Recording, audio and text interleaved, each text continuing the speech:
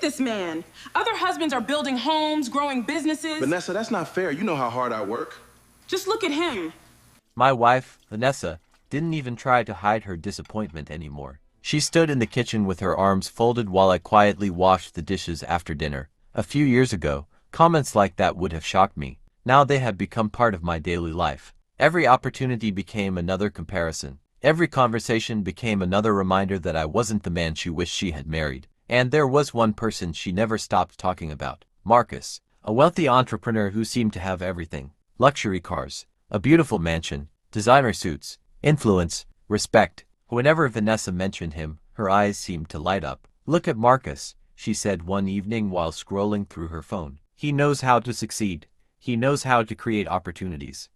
That's what a real provider looks like." I looked up from my book and smiled. Sometimes what people show the world isn't the whole story. Vanessa shook her head. "That's easy to say when you have nothing to show." Her words hurt, not because they were true, but because they came from the one person who was supposed to believe in me. The truth was something she couldn't even imagine. For almost 8 years, I had secretly built a business empire. Through investments, technology companies, and commercial properties, I had accumulated more wealth than anyone in our circle of friends knew. I wasn't just successful, I was a billionaire. But I had chosen a simple life. My father once told me something I never forgot. Money attracts attention.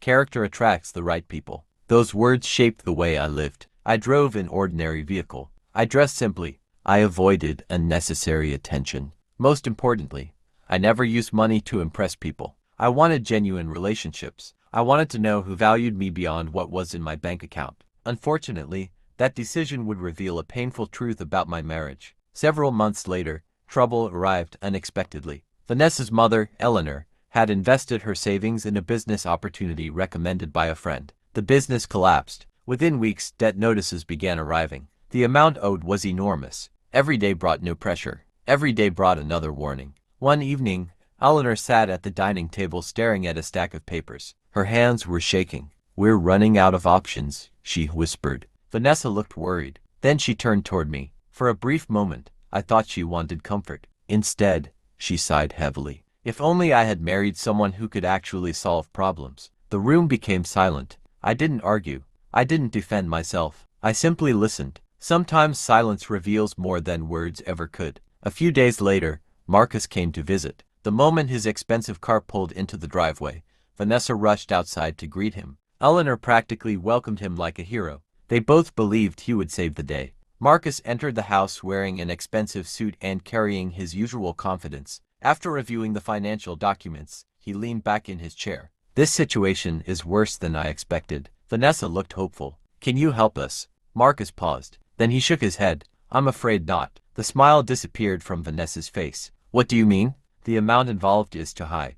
I can't take that kind of risk." Eleanor looked stunned. "But we thought." Marcus interrupted. "Business decisions must make financial sense." The room became quiet. The man they admired, the man they constantly compared me to, the man they described as successful, was walking away, without helping, without sacrificing, without even trying. Minutes later, Marcus left. For the first time, Vanessa seemed disappointed in him. That night she sat alone in the living room for hours, lost in thought. Perhaps she was finally questioning some of the assumptions she had made. The following morning, I received a phone call. Everything was ready. I gave a simple instruction. Proceed as planned. Less than 3 hours later, several luxury vehicles arrived outside our house. Vanessa rushed to the window. Eleanor followed immediately. Both stared in confusion. A group of executives stepped out carrying briefcases and documents. One of them knocked on the front door. When I opened it, he smiled respectfully. "Good morning, Mr. Nathan.